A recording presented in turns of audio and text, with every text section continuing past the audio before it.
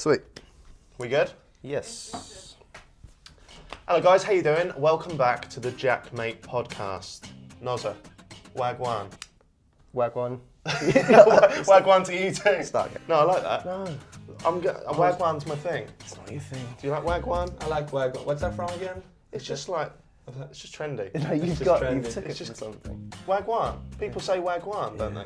Does it mean But you don't. I should never say it, but I do. I'm here with Noza. I'm also here with this man here. It's Josh Pieters. How you doing, man? Good, thanks, You mate. good? How are you? Yeah, I'm. That was a horrible handshake. It was, wasn't it? Yeah. I hate that when you have handshakes on camera because people always fucking pick on it. Earlier on, I gave him a little handshake and I went to the toilet and it was a bit soapy and I was like, first impressions, a little clammy handshake. That wasn't me, it was just the... Well, now you've, Soap from the restroom. you've eradicated that now. Like the video with my best mate, who I never ever mentioned, Ricky Gervais. You did a video with Ricky Gervais? Yeah. Check it out. It was good, man. It was good. But no, I did a video. I did a handshake with him. It was literally this. I did see it. I watched the went- video. It was went- one of those, yeah. And people just mugged me off for it. Yeah. It's literally the best video I've ever done, and that's what they take from it. Yeah. So anyway, we are sponsored here by something or someone maybe called AQA. It's essentially a text service. You text them your name and where you're from. What is it? 63336. I mean...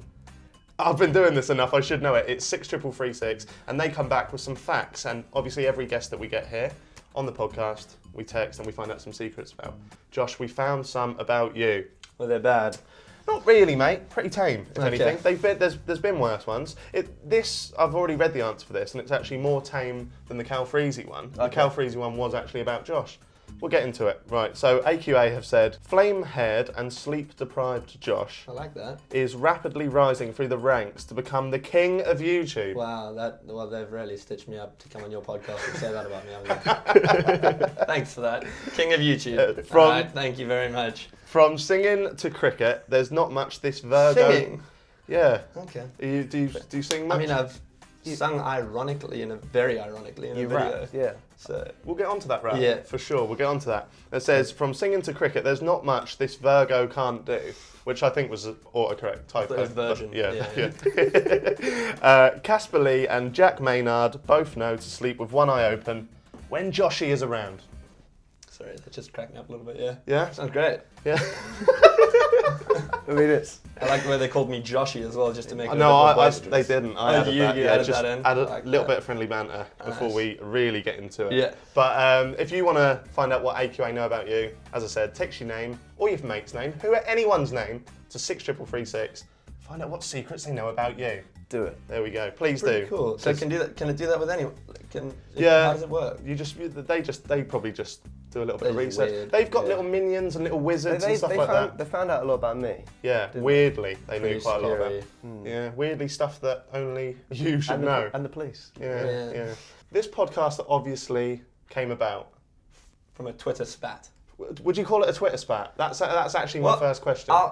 I'll start by just sort of explaining from my side, and then we can Yeah. go to the other side. So the tweet I made, if I remember correctly, it was a tweet of your last 4 thumbnails which you went in, and the tweet read something along the lines of when you realize you're no longer needed in your own thumbnails. And to be honest, that for me is like, that's not something I'm particularly proud of as a tweet. It's not the kind of behavior I like to really endorse, but the reason I tweeted it to you was because I see you doing so much of that and spreading so much negativity to people who really just haven't done anything technically, and you attack and attack and attack, and it's just, I just was like, Jesus, I saw a chance basically to do the same to you and give you a little bit of a taste of your own medicine, and you reacted kind of how I thought you would. You tweeted me saying you're only famous because of your friends, and then removed that tweet, and then you tweeted me, I don't know, a whole bunch of things, then your vicious army of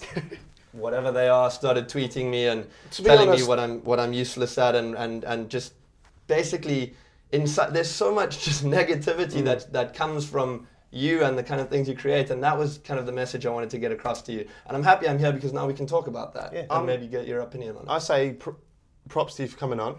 Thank Because you. you didn't have to come on. You've done that.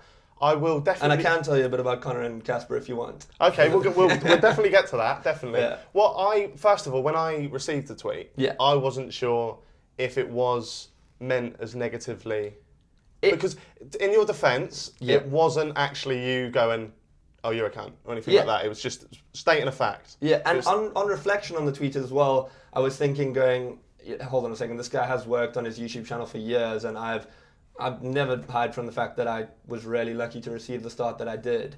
And upon reflecting on that, thinking that maybe wasn't the smartest thing to attack him for, because, you know... I don't see it as an attack at all. I don't see it as an attack. I'm happy for you to come back to me on this, but I don't necessarily class my stuff as attacks. Yeah. Because I can always back up anything that I moan about. So for obviously your friends... Yeah, and that's... Sorry, just to interrupt. That's the reason...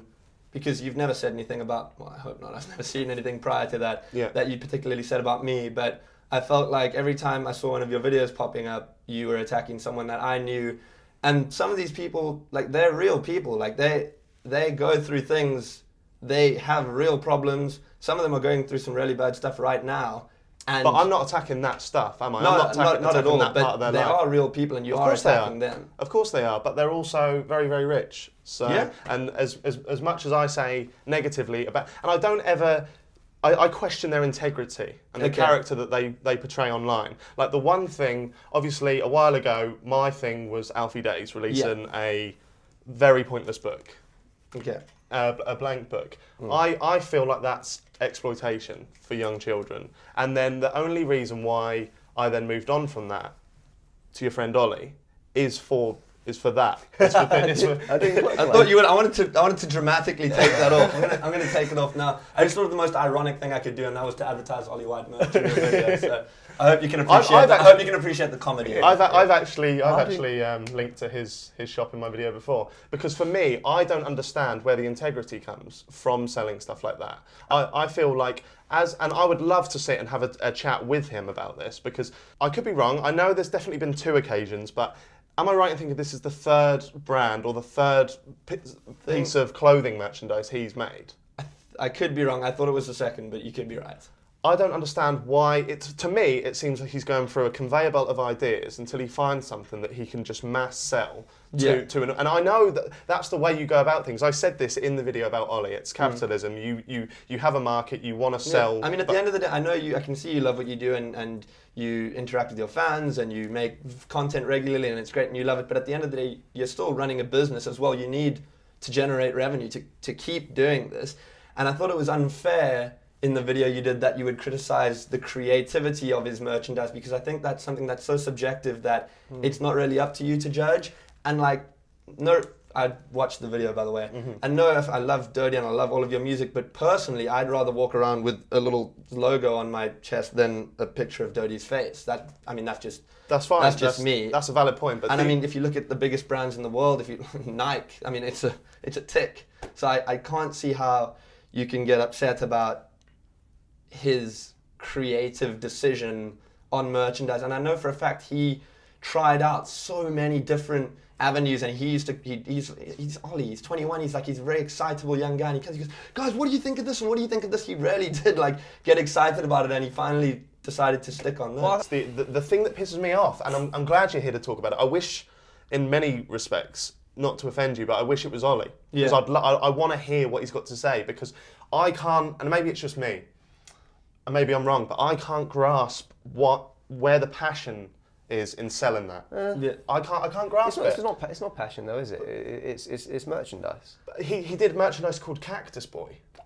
Because he ate a cactus. It's a cactus on a t-shirt. What we sometimes do is, because YouTube has become now this business and this huge, it's PewDiePie now is in every major news outlet in the world. YouTuber uses racial slur in live stream. It's everywhere. YouTube is now, it's a full-on entertainment industry.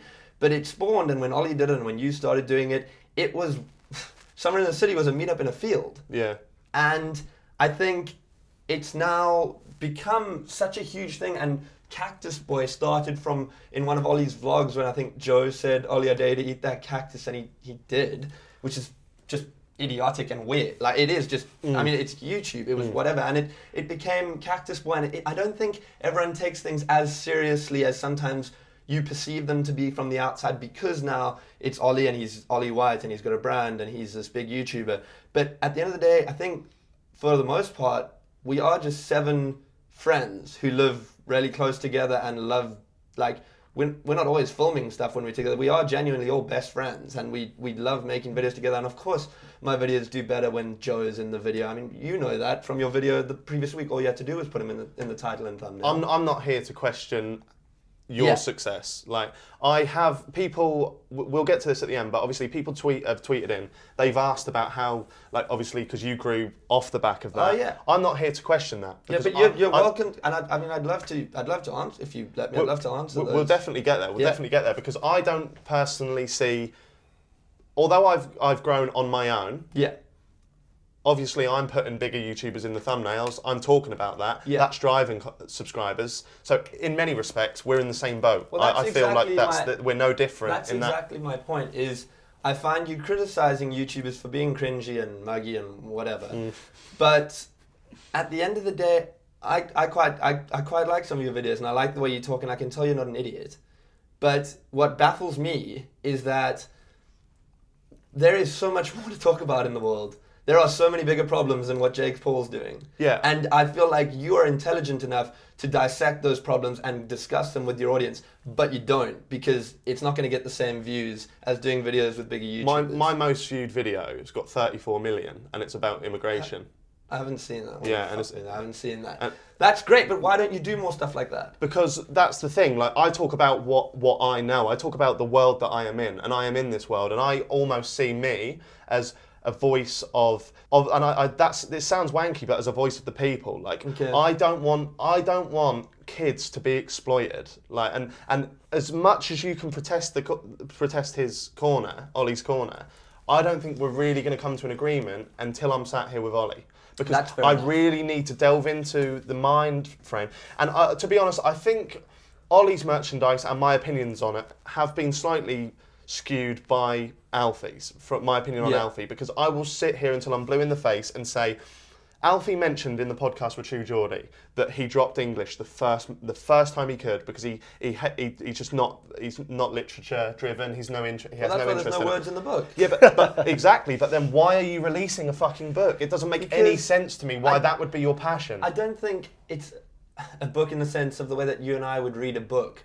I think it's a way for his fans to feel more a part of Alfie Deyes. And I know, if you want to, I'm a cynical person too, and I know you are. I know it looks like, I can see where you're coming from, where you can say it's exploitation, but I think if I had to dissect every single thing in the world, I could nail it down to being some people being exploited in some sort of way. And at the end of the day, he's not encouraging kids to do drugs. He's not, maybe, I don't know, encouraging kids to do bad things. He's selling a thing called the Pointless Book, where kids can colour in and whatever. If they want to do it, they want to do it. They feel like they're part of the Pointless blog army. For me, that's not a big problem in the world. For me, a big problem in the world is that the president of South Africa has rape allegations against him, and he's still our president, and he's in the pocket of one of the richest Indian families in the world, and they're literally controlling our country. That's obviously a huge point, but I think it's unfair to say, there's bigger things going on, so you can't speak about you can't slag off my friends because this is happening. Because then I could easily go, why are you not sleeping for 60 hours when someone I know has just been abused? You should be doing the let's help these victims challenge. Because I hear what you're saying, but I think my channel, I don't address, for the most part, I don't address serious issues, and I don't. Neither do I. I address YouTubers, and I feel like, sorry to interrupt you, but I feel like this game that we're all in has been taken far too seriously for too long. I feel like it is a game at the end of the day. I think it's all to play the devil's advocate. Yeah. That's what you're here for. Yeah. But isn't playing the game also? Because I mean, if a kid wants to buy a shirt, play the game. Don't play your audience. Yeah, but then it's like, he's not forcing them to buy the shit. He's not. I know he's not forcing. I know me and Josh aren't going to leave this room, be best of pals because of this thing. There's still time. But I wouldn't say. I know he's not physically forcing anyone to buy his merchandise, right? Yeah. But I've watched too many Ollie White vlogs recently, because in order to talk about something, I'm obviously going to have to know a little. Don't touch my leg, because they will comment on that. There's going to be a little counter on this one. I've watched a lot of Ollie White vlogs recently, and he mentions the merch over and over and over again, where the content of the actual video becomes secondary. And it's literally like he's just going, oh, I'm doing a vlog because, like, Tom, I feel like I have to do a vlog, but buy this. And it's so frequent that it gets to the point where the kid or the teenager or the adult, whoever's watching, may feel like if they don't buy that merchandise, they're not part of the Ollie White family. They almost feel like guilt-tripped into buying it. They almost feel sort of pressured into buying it. I can tell you right now, 2 years ago, I was a bit short for cash, right? YouTube was going nowhere. I was short. I wasn't slagging people off for money. And a brand contacted me and ended up sending me 100 shirts with just my name on it. And I was like, perfect. And the only thing that came into my mind, and this is probably where my cynical views come from, is this is going to help my money situation right now. I couldn't give a shit about what was on the t-shirt. I couldn't give a shit about who was buying it. And I think I got about halfway through selling these shirts and I was like, this isn't right. This isn't right. And that was my intention. So maybe if I was sat here with Ollie, I'd be proven wrong. But I feel like it's an easy way to make money, and it's exploitation. I think it is another. There's no denying it's another revenue stream for him. Mm-hmm. But I think also you harp it on about. I need to tell you my life story so I can flip and explain what I'm talking about. Have you ever worked or dealt with merchandise before? Have you ever been in that industry? Okay, one of the first things I did when I was in London while I was playing cricket was I ran Caspar's merchandise shop for him. So I know, I did the books, I know exactly how it all works. Mm-hmm. And you talk a lot about how expensive and how much of a rip-off his merchandise is. The reason it's so expensive is, firstly, any product needs a markup in order for a business to run successfully. But as well as that, these t-shirts are made and sourced in the UK, and that's why they can't compete with Zara or Topman, who can sell a shirt for £5.99 because they're being made in Vietnam or wherever, but for really cheap.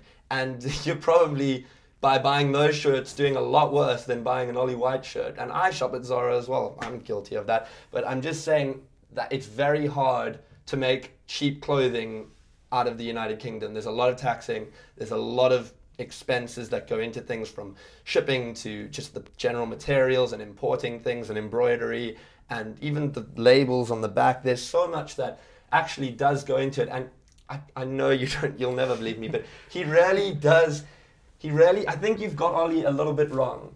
I think you do misunderstand him a bit. He's very money driven. I don't know, he does, yes, he likes nice things, I think, but I'll tell you why. Because Ollie grew up have you been to where he grew up? I've been there. No. The biggest thing in Ollie's old town where he grew up is a post office. I'm not even joking. There's not even a shop. You have to drive like 20 minutes to get to the shop. So this kid who was, he was uncomfortable at school, he got bullied, he played games, he made weird videos on the internet. You are literally describing me right now. Sorry.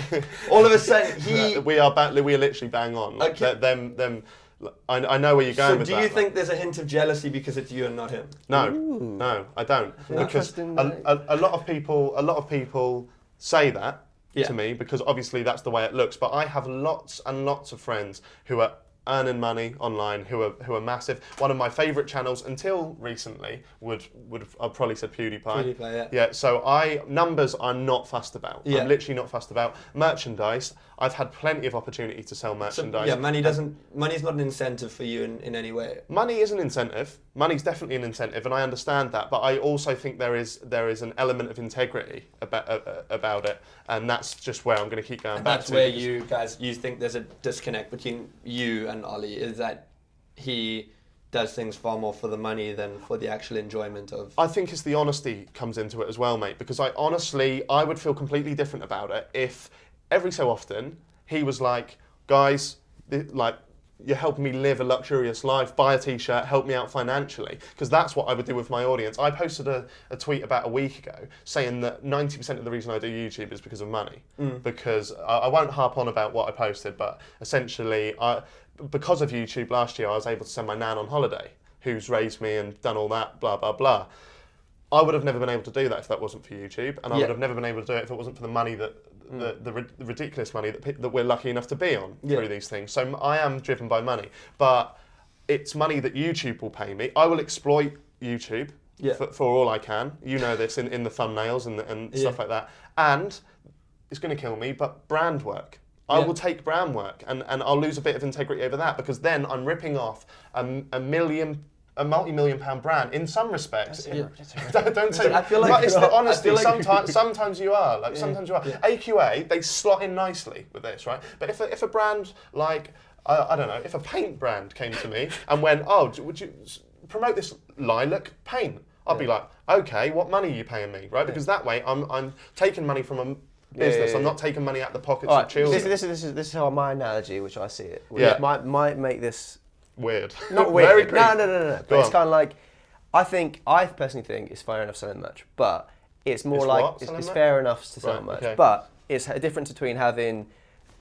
I'm going to relate it to giving money to charity. So you have a little pot there, and then people put money in it because they want it. They want to do that. They do that. To having someone who stops you in the street and is in your face, going like, sign up to this, give me £5 to this. So it's just more like pressure selling rather than just casually. It's pressure selling to an impressionable market. Okay, I think we move on from this. Yeah. I don't want. Last point, to an impressionable market, yes, but fuck, the world is so much worse than that.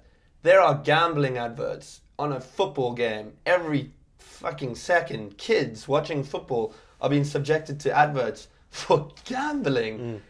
That's a problem. Ollie White merch, I don't see it as a big enough problem. And to go back to what you were saying about you say I myself put more famous people, whatever in my thumbnails and titles. I feel like you put yourself on a bit of a pedestal to other YouTubers and you look down on not me, but bigger YouTubers, and you think, you sort of portray that they're a bit below you and they're not as, they don't have as much integrity as you, but I feel like you're exactly the same as all of us. I would disagree completely. I put myself down more than anyone. I've constantly said that I have less integrity. I literally have a part in my video where it zooms into my brain and there's my integrity, and I have a shot of him hanging because he's dead. Like, so you don't. Okay.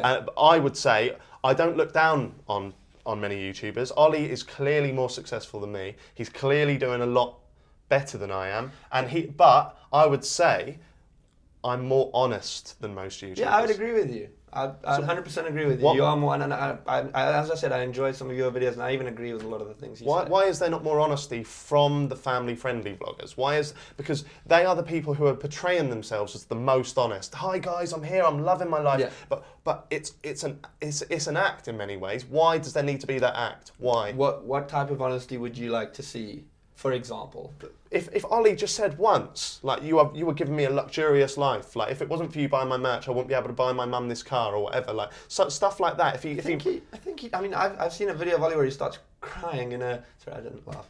He starts crying in a hotel room on his. Maybe he was a bit more new to the world back then, but it was his first trip, I think, to Los Angeles.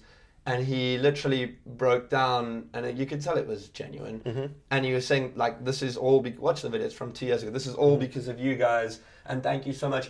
And I think what ends up happening in life, and it's something that makes me, it's one of the things I hate about life, is that you become accustomed to everything, and it sucks. If you don't have a bed for a year, that's horrible. But if you sleep in a bed for a year, after a year you might think like, oh fuck it, I'm not grateful for that anymore. You become accustomed to everything, and maybe you're right that sometimes someone needs to pat Ollie on the back and say, hey, like, remember how lucky you are to doing this. And I think he does know. I'm sure he appreciates it. But you know what I mean? When you get to this point, he's 20. How old are you? 24. 24. I'm 24 on Sunday. He's 21. He's young. He's doing extremely. It's not an easy situation for a 21-year-old to handle. I don't think Ollie grew up around stacks of money or luxurious goods. So he's very excitable. I love Ollie to bits, and that's what I love about him is he's this little.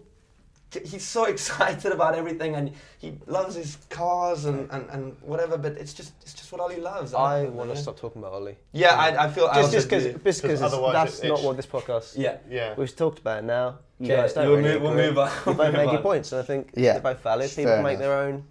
We're going back and forth. Yeah. It was never going to be a case of we walk out and I've completely agreed with you or you've completely agreed with me. Yeah. So but it's fine. You made your points, so that's great. I think we should talk more. For sure. talk more about content. Sorry, not Ollie. So would you then say you are very hypocritical in terms of criticizing big YouTubers? Yep. Okay, that's what I wanted. Yep. Yes. Cool. Yeah.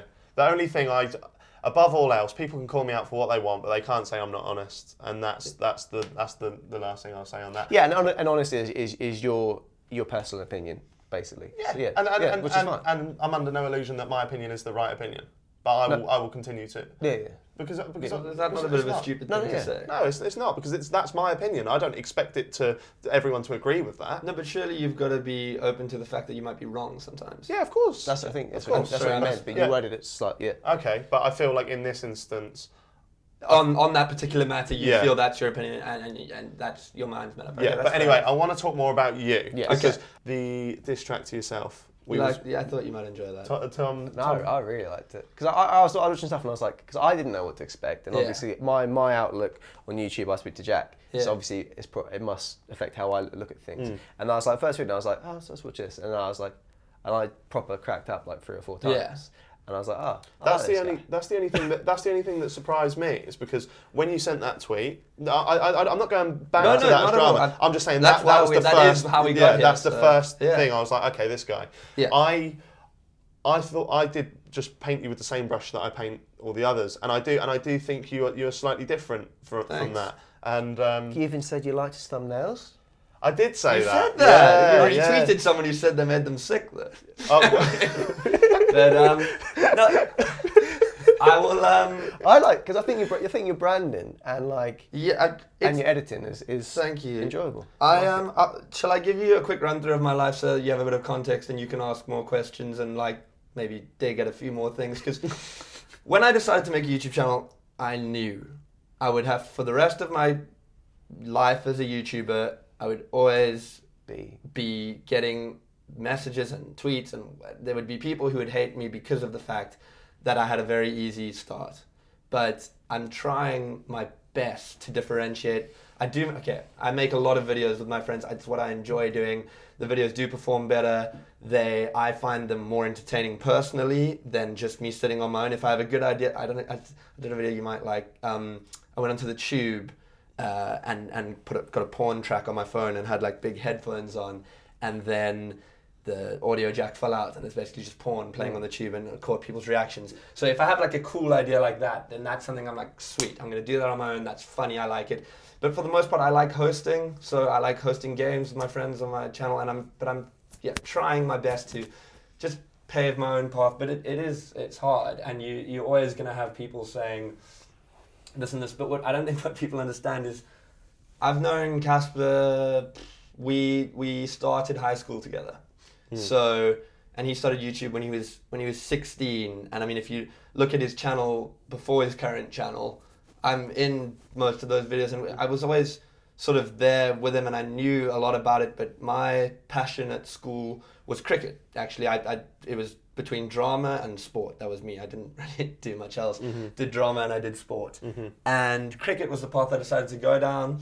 And when I finished school, my first year away from school, I moved to the UK for half the year to play as an overseas professional, and then half the year back in South Africa. And while I was here, I would see Caspar and I'd help him film or edit or be in some of his videos or whatever. I kind of just knew a lot about YouTube without being... You was in that world without being in that world. Exactly. Like you, in many respects, you. And it was 2015, I was playing cricket here, and I was getting to the point where I said, right, I'm going to give myself one more year, see how it goes, and then I'm going to move back to South Africa and start studying. I got into UCT, the University of Cape Town, to study law. Right. Funny enough, which is quite an opposite career to what I'm doing now. And I got injured in the first 2 weeks that I was here. They'd flown me over for 6 months. I had accommodation for 6 months. I paid a deposit on a place, 6 months here. Got injured. Fuck. What am I going to do now? What was the injury? It wasn't injury. It was glandular fever. I just didn't want to fucking say it. Because everyone just says, "Have you been kissing?" Yeah. Sorry, it was glandular fever. We've got a smoocher. Yeah. Which basically means you can't do any physical activity after that for 5 months because the disease lies dormant in you, and it can come back and it can sort of be with you for the rest of your life. So you have to fully get it out. Anyway, it was at that point I started helping Caspar with his merchandise company, and I was just around YouTubers all the time because all of my friends were YouTubers. I was in YouTube videos, and then people started saying, "When is Josh going to start a channel? When is Josh going to start a channel?"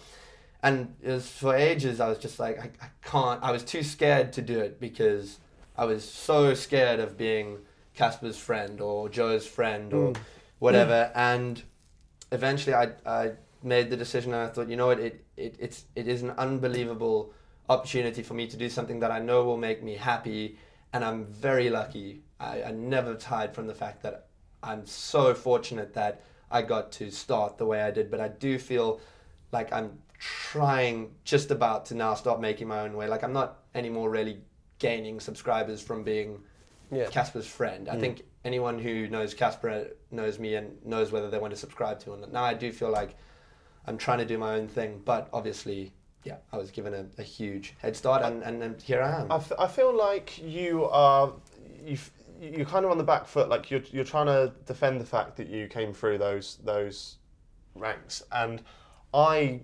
literally had no beef with you growing in that way. Like none of my seemed like you did from the tweet. Yeah, that was just sarcasm. That was just a joke. Because in many respects, like I said to you at the start, I wasn't sure if your thing was just a joke either. Like it was only because like I wasn't being vicious in that. I know that you get that comment enough anyway. Yeah. Like I didn't say fuck off, you can't. I was like, I'll bring Caspar and. I can relate. Obviously, in a much more watered down level. But is there?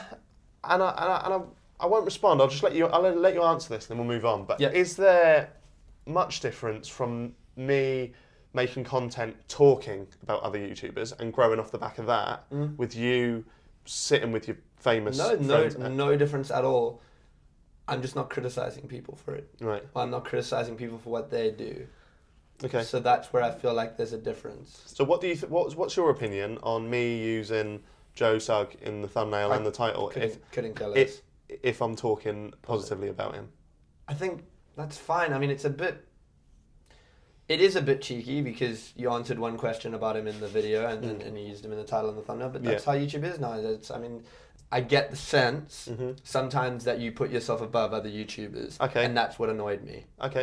But as you explained, you said that you are hypocritical, so... I definitely don't feel as if I put myself above other YouTubers. That's the way I feel. I think as well, it's a humour thing as well, and obviously you openly admit Ricky Gervais is your hero in regards to comedy, and you can't. Ricky Gervais does that with the comedians, doesn't he? He's very comes across as if he's, that's his humour. It's very irony and punch up, don't punch down. Do you know what I mean? Yeah, that's very true as well. I'm not going to look at somebody who's just started their channel and be like, "You little idiot, you got 26, get out!" Like, whereas I do kind of see your friends as sort of rich lads who have made it from a young age, who don't give a fuck about what I say, like just like that at the end of the day. But also, I still feel like you should be almost these guys like Caspar when he started making videos.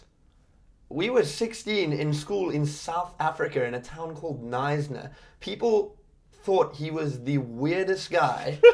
Like, it was I would never have had the courage to do what he did. And he just kept going at it with no views. It took him 2 years to get 1,000 subscribers. And now he's involved in 5 different businesses. The guy is He's my best friend, and I'm so proud of him. He wakes up at 9 o'clock every morning and works for. I'm not joking. He has the most incredible work ethic, and he's thrown himself into so many different things aside from YouTube. He met the fucking Queen. He's from Knysna in South Africa, and I feel like you should be happy about the fact that these people. I rate the guy. I rate the guy. Okay. I rate. You just assumed he ate. I rate the guy. The only time I've ever mentioned him in a slightly negative is the Cara Delevingne video, and there was bigger context to that to the video. So essentially, and I've got a question down here that I want to get to in a minute, but it was. He did a video with Cara Delevingne. Caspar's done a lot of videos with a lot of celebrities and smashed the ball out the fucking park. Really good ones where I've come away and laughed my head off.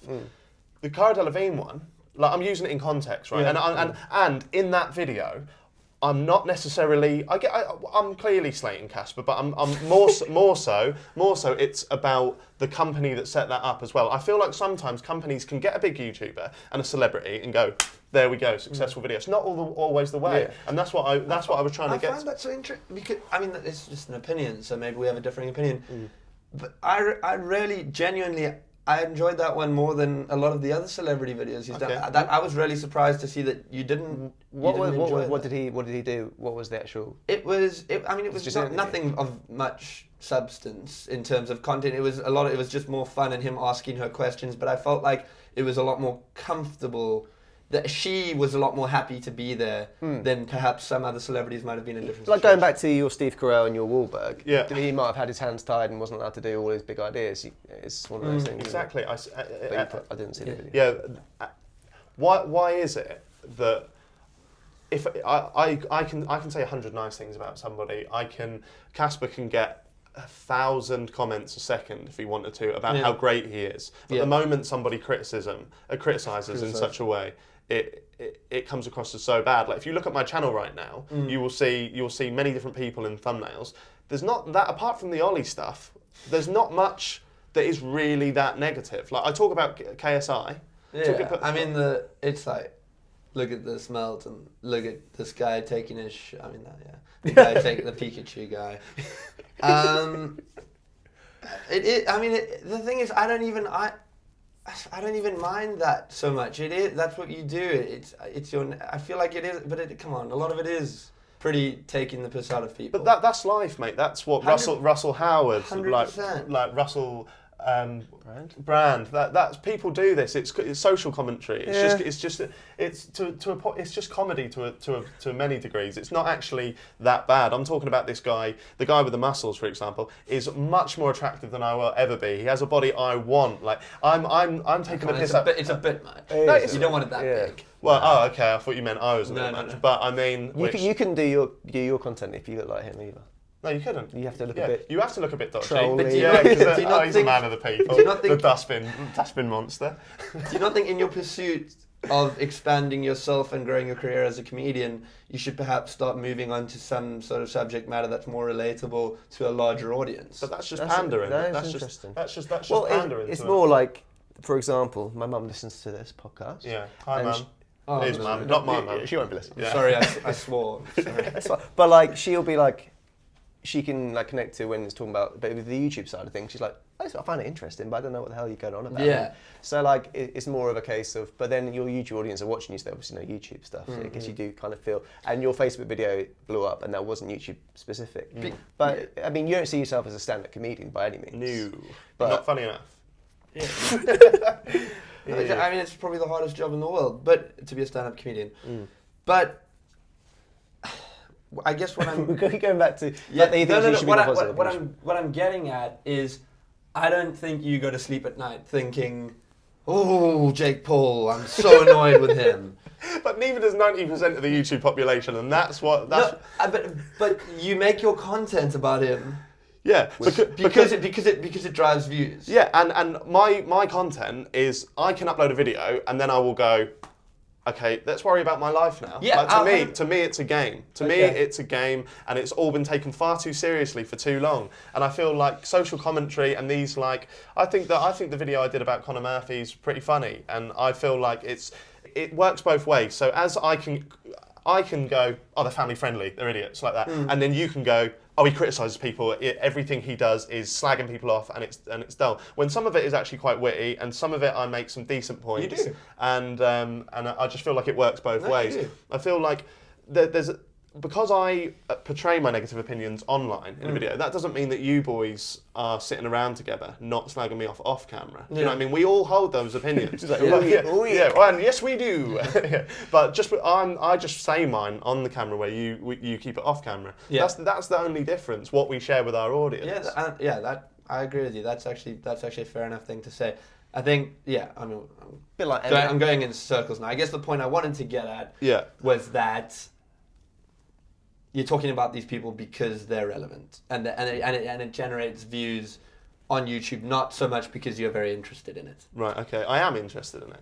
You're interested in Jake Paul. I'm interested in it in terms of the YouTube world. Like, but now you're saying two different things now, because you're saying when you close your computer, you don't give a shit about Jake Paul or Logan Paul or whatever, but now you're saying that you are interested in it. I'm interested in it on YouTube when I'm playing the YouTube game. So, when I turn, you're right. When I turn the computer off, I don't go, Jake Paul, Jake Paul. I end it there. So when I'm connecting with my audience are an online thing to me. I do Summer in the City once a year. Do you know what I mean? I don't meet them every single day. Yeah. So it's an online thing. So I'm going to portray that opinion, and then when I turn it off, I've got bigger things to talk about. But online, it gains, as you say, it gains views, it gains revenue, and above all else, it's what I genuinely believe. I wouldn't say something I didn't believe in order to pull the views in. I wouldn't just say, Ollie White's this, Ollie White's that, if I didn't genuinely think that's what... No, but it does influence your content, what gets views. I mean, it wasn't a coincidence that you made the video about JJ and Joe Weller as soon as it happened. Of course not,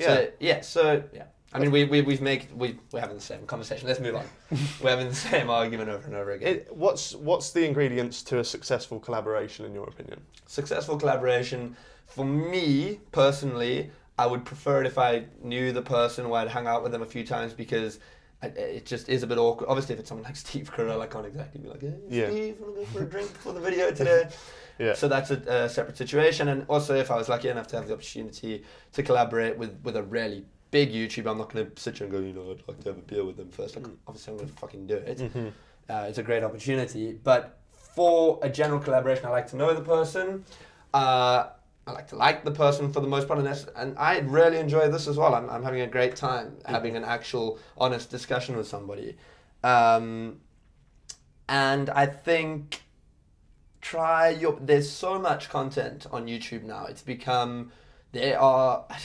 someone should actually check. I wonder how many cinnamon challenges and how many whatever challenges there are on YouTube. The content's become the market's become so saturated that you have to be original now, I feel, unless you're just one of, even the biggest YouTubers in the world, like, they are doing new things. Logan and Jake Paul, for all you can say about them, credit to the guys. They did literally revolutionize the platform in a way. I know you might not like the content. I think Logan Paul is the best YouTuber in the world. I think he knows I think he's an incredible entertainer. Jake Paul, I don't really understand. Logan Paul, the guy, he's a very, very entertaining person. He's driven. He's always working. He's filming every day. He's putting up content. He's good looking. He's a very, very good YouTuber, and I think that's why he's one of the most successful YouTubers in the world. I think you've kind of answered my next question, and it was if you could collaborate with anyone, who would it be? I guess it would be Logan Paul. I don't know if it would, actually. Obviously, I would love that because of the subscribers and the views from that point of view, but I think if I could genuinely collaborate with any person in the world, like you're giving me, do they have to be alive? Like, let's say a current YouTuber. Oh, it has to be a YouTuber? Yeah. Oh, okay. I was going to say Kim Jong-un. Oh, fucking hell. Or a political leader, or there's so many. Okay, a YouTuber. Do you know a YouTuber I like? I bet you like him as well. Have you watched iDubbbz? Yes. Do you like him? Yeah, I do. Yeah, I really, really like his videos. I would love to make a video but at the same time, I think if I made a video with Logan Paul, it'd just be fucking awkward because... iDubbbz has made videos slating Logan Paul, hasn't he? Yeah. So is there any difference why because I feel like iDubbbz I feel like sometimes his opinions are a bit more validated. Do you think that just because you're friends with the people I talk about, whereas he talks about people you don't know? Probably. This question, with obviously... I'll give it definitely, actually. With your journey into YouTube, do you feel you're at a stage now, or did you go through a stage where you felt you had to make a certain kind of content? Yeah. And do you feel still restricted by that, or do you now make whatever you want? In terms of family-friendly content, there's definitely a line for me, but I am trying. You still F and Jeff quite a lot. I was quite surprised. Yeah, I don't mind about swearing. I mean, swearing is. There was a time where I started bleeping it because AdSense just literally, if there was a swear word, I did a video where I think I made $2 for like 250,000 views or something. I know all about that. Yeah, so it was like, obviously then I'm going to start bleeping, but I think they've kind of relaxed on that a little bit. So not for me. 3 million views, $700. Yeah, it's AdSense is weird. I watched a video the other day, just to quickly interject, where Zoella says, "Get your cock out." Oh. So, yeah, that was came pretty quickly.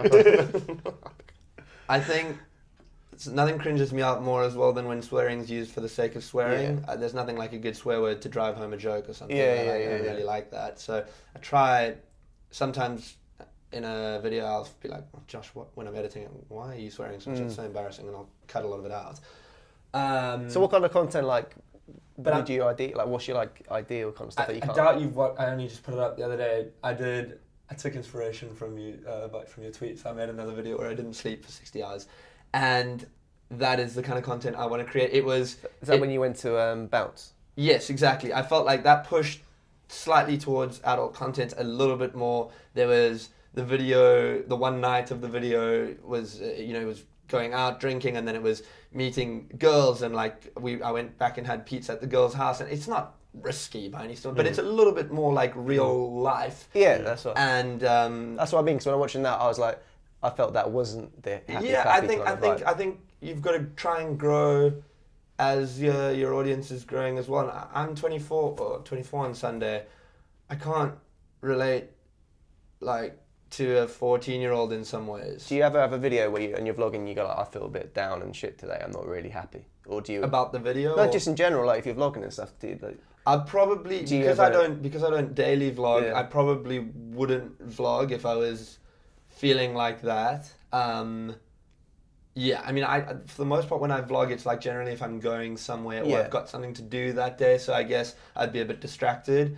But I think daily vlogging is something I kind of hats off to that. I don't know if I could do it. It's just where's the line between enjoying your life and documenting your life? 100%, yeah. Quickly going back to the No Sleep Challenge, which I watched and enjoyed. And yeah, you did? Yeah, I did enjoy it. That's the recent one? Yeah. I think it was the recent one. I can't remember exactly, but it was the one in which... Thorpe Park, or was it... No, the other one. I watched the Thorpe Park. I think, like you said, I skipped through bits like that. But there was... A video like that can obviously be faked. Yeah. Was there any part of you that thought... Because I'm not saying it was fake. To me, it seems 100% genuine. But was there a part where you were like, I'm just going to have a fucking few hours, kip it, and then not film it? Absolutely. But what I did to try and make it as authentic as possible is I Instagram storied basically every 20 minutes. I tweeted throughout the video. Okay. 100% you could fake it, but I try my best to make it as authentic as possible. And if you, I don't know, I think what makes the video entertaining is the fact that you can literally see my body deteriorating. On the third day I had pimples and my eyes were stuffed. And did look like. Yeah.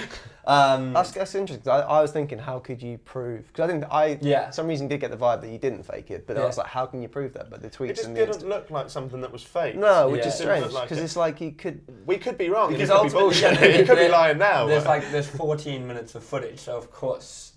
I mean, you could fake it. But then how do you... It's no one wants to watch a fucking 60-hour video. Yeah, exactly. So, I mean, unless you live streamed it or something, but a lot of the time I am just sitting on the couch. Yeah. Hating life, exactly. Yeah. I organise things to do throughout the video, but, 60 hours is a long time. So, yeah. Fair play. I don't want to go back to drama because we have driven that into the ground. I love you looking at me as if I'm going to tear you off about it. But what I want to say, just a point that I've just thought about is, how much impact do you think YouTube audiences have on the way in which the YouTuber is perceived? Because just to tell you a quick story, I reacted to a guy called Pedro who did a diss track about me. It was all in jest. I didn't know he was going to do it. And then he's actually a fan of the videos, and I DM'd him and was like, I'm going to make a reaction video to this. And I don't say anything harmful to Pedro. No. I just mock the ability to write a diss track. And a lot of people came back. A lot of my audience were obviously saying the same things as me. This is shit. He's awful. He can't sing. He looks like this person. And then some people were getting racist, which I thought was because he's a foreign lad, and I thought it was absolutely disgusting. And I came out in the next video and was like, or it was either I said it in a video or I tweeted it about how fucking vile it was. But people who haven't seen the whole picture, like someone who's not an avid YouTube viewer like you just skim read stuff, they could see my audience, reply on that and think Jack's a racist as well. They could tar that with the same brush. Do you know? Well, I think that's where you've got to be careful as well, because I feel like a lot of your audience, and I probably share a lot of that audience as well, are teenagers, insecure teenagers with loads of problems. They're worried about all sorts of different things, and for a teenager, the first thing they do is they want to attack, because that makes them feel good, and it's like a little, ooh, let me attack him because that's going to make me feel better. And I think that was what concerned me about some of the content you make as well, is that you're almost inspiring this sort of negative, just hate towards people, because I think there is a line between satirical comedy and some of the things you've said. Oh, definitely. And the Ollie stuff isn't satirical comedy. No. I'm saying the Conor Murphy, the reaction videos are, but I'm not... So I think that is a bit unfair to attack a human being who you're pretty closely associated with. Not that you guys like each other, but you're in a similar sort of circle. He loves me, doesn't he? You're in a similar sort of circle, and I think some of the things you've said about him and some other people have been unfair. And I think your audience only make that worse because you're inspiring them to just... And I don't know British kids scare the shit out of me. They're so crazy. I feel like British... they're ugly. A lot of them are really ugly. British kids are so hardcore. Like, they say the craziest things. Yeah, they're pretty mad. But anyway, let's fucking... We're a nation that are quite cold anyway, so... that's what it is. Yeah, I think this is just one of those things where like people be like, oh, Jack said they're funny, he said the C-bomb and all that stuff, and then they'll go like, oh, this will impress him if I go a bit further. I think it's funny, which obviously it's not. I'm also very aware to say, like, in the video, these are my opinions. Yeah. Like, in the new one, in the new video about KSI, I say about how he's not a role model, and then I'm like, just think about it. I'm not saying I'm a role model either. Just think. I want people to think about stuff. If they want to go out and they want to buy the Ollie White t-shirt, do it. Buy 4. But don't just do it because you feel like you have to, because otherwise you're not going to be part of that Ollie White squad. Yeah. That's it. That's it. Anyway, Josh, we have some questions from people on Twitter. Oh, crikey. First one, I don't even know why I've put it on here really, but Eleanor says, can I have your number? Are you single? I am single, yes. Can you have an Eleanor? Yes! Imagine if he went, no, just threw up. I don't know my number off by heart. Okay. So. Right. And you don't want to say it on this platform. But Eleanor, he's going to be DMing you later. You can't say Well, you're not? Public tweet. Would you though? Would you? I'm not going to answer that. That's a yes.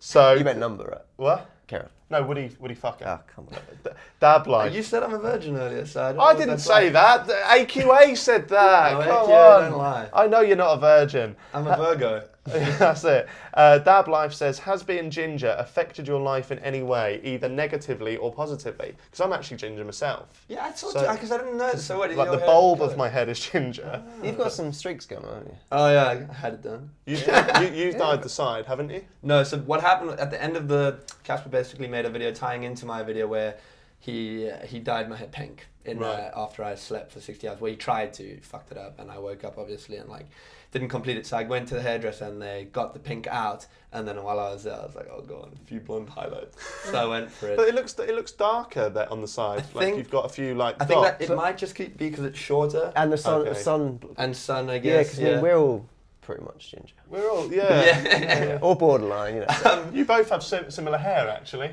Yeah, I like the streaks because the streaks are quite subtle as well. Like a star. Yeah. I was quite. I'll tell you, and this is, I don't think I've ever said this on YouTube, and it's probably why I feel a bit strongly about some of the things you said, is that when I was sort of 10, 11, 12, I was a bully. I used to bully kids. Oh, you was a bully? I was a bully, yeah. Oh, okay. I was always taller, and I was good at sports, and I had an older brother, and I was the youngest of 4 or 5 siblings, so I was a bit more rough and tough, I guess, than the other kids. And I still feel guilty about some of the things. I never physically bullied anyone. It was, I wasn't like the worst, bully in a movie you can imagine. But I was basically kids would follow what I would do, and I would often encourage that, to bully a kid. And it's something that I can't believe I did with the person I am now. The fact that I know that I've probably given a kid insecurities that he's had to deal with or she's had to deal with for a large portion of their life really is something that I have to live with and something I'm not happy about at all. And I think in some respects, I know the people you're criticizing are fairly stable people, but I think sometimes with some of the things you say, just remember they are real people. I know it's hard to think sometimes a celebrity or whatever is a real person because but they're just a fucking insecure person like you or me. Yeah. Have you ever reached out to any of those people that you I have. I'm actually friends with I'm trying to think if there's any one of my victims. I'm friends because we were at the same school. When it got to high school, we kind of, we grew up and we became friends. And I did a campaign with an anti-bullying agency a year ago, and I sent a long message to, I'd say, the guy who probably received the brunt of me being a dickhead when I was younger. And I said why I think I acted like that, and I apologize. And he actually, it made me feel a lot better because he replied by saying like, hey man, like how you doing? And he's like, yeah, you were a dick, but he's like, you know what? I became a lot stronger as do not bully people. He was saying that he had to deal with a lot of things, a lot of hard things at such a young age that he feels, he's actually become a stronger person for it. And luckily that was the case because it was a very mild form of bullying. It can rarely go the wrong way. You can cause a kid to end their life. Yeah. You can really fuck things up. So don't bully. Think about that other person. And that's what I'm just saying. Sometimes maybe take a step back and go, he is probably going to see this or that person. And some of the things you have said, I know and you might not believe it, but they have upset. It's never been about appearance. It's always been about integrity. I've noticed that, yeah. But I think, I can talk about Ollie again.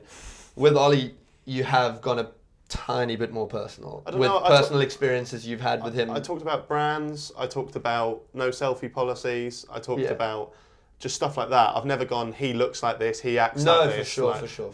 Beat the skinny kid up. I'm not saying he's skinny. I'm just saying that is what you would say to someone. Yeah.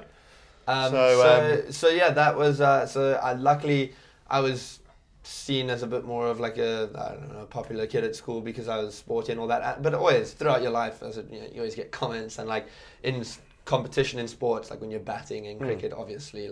But I had older brothers and sisters, so luckily I have a bit of a thick skin. Not very freckly though, are you? No, in the sun I'm a bit. I'm proper freckly. In the sun, I'm a little bit more. Like a speckled hen.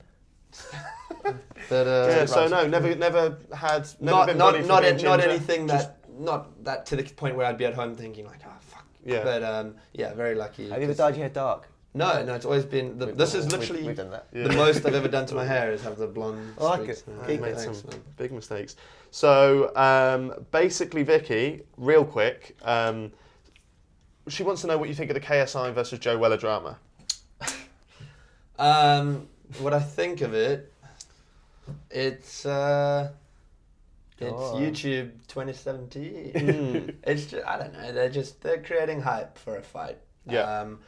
I don't really want to go into what they said or spoke about because I don't really feel I'm fit to comment on it. Who do you think will win and who do you want to win? Well, 100% will win that.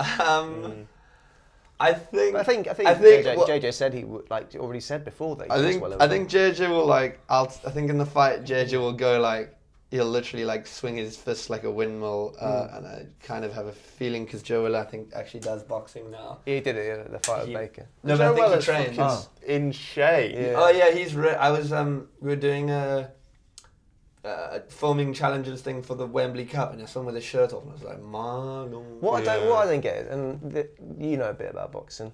A little bit. Under the bus. But you know a bit about boxing. Yeah. In regards to why, the Theo Baker fight, they both had the helmet things on. I kind of thought, I straight away watched it, I was like, that's gladiators, that. Yeah. On any amateur boxing, I think. They have to do that. Really? Unless you're a professional, you have to have headgear. Because you might hit a they just don't know what they're doing. Yeah. I mean, they could you could get hit so hard in an amateur fight just by accident, and you're not conditioned to handle it either. So. He might accidentally throw a punch. Yeah. Fair enough.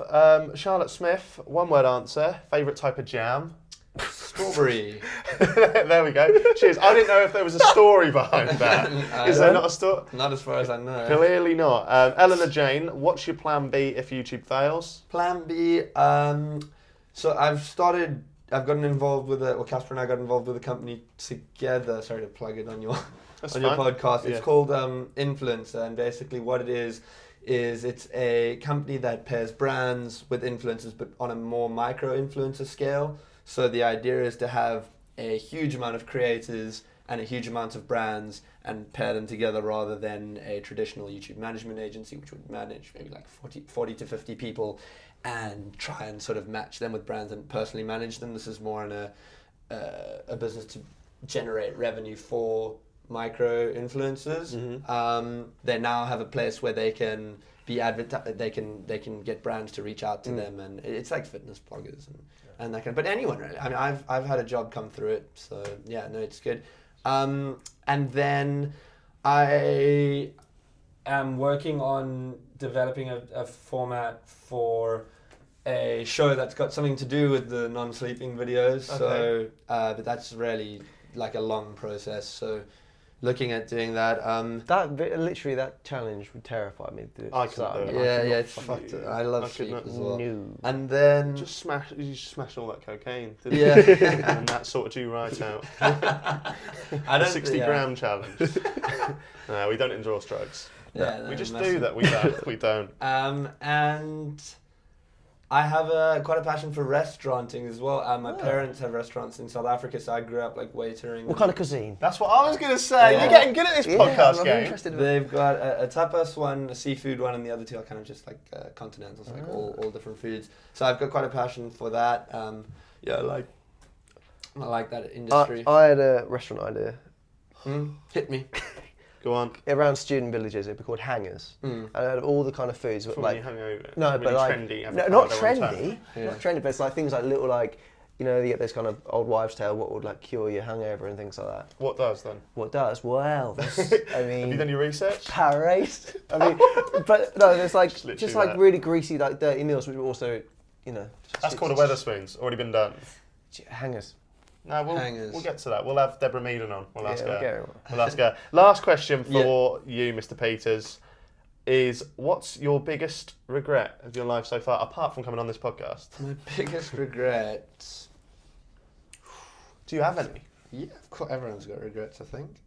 I think, if I'm honest, I didn't realize when I was younger how hard you had to work at things to be successful, because I grew up nicely in South Africa with a good family and everything, and when I look back on some of the things I wanted to accomplish in my life, I wish I knew then how hard I had to work for those things to happen. And I think I'm starting to realize that now as a 24-year-old, that, you know, you have to actually get out off your ass and work fucking hard at things to make them happen. And when you do that, you feel much more gratification for when you achieve. And I think I didn't quite understand that as much, and I think that probably goes for a lot of people. Because my cricket was, and it's mostly to do with sport. I did I got to a high level of playing, but I think I wish I'd see, because I think I believe I was capable of more than I achieved in cricket, but that's... So hard work pays. And if it doesn't, just put Joe Sugg in the title. There you go. That's what we both do. Josh, it's actually been a pleasure. Yeah, man. I mean, thanks for coming on. Props to you. I went for a proper handshake there as well, not like a little squeeze. Yeah, it's a good one. Check out Josh's channel. I wouldn't say it if I didn't think it was good. I've seen about 3 or 4 videos and I've not seen one I disliked yet. So check it out. Is it Josh Pieters? Yeah, it's just my name. Josh Pieters. Josh, thank you very much. Thanks very much, guys. Awesome. Bye.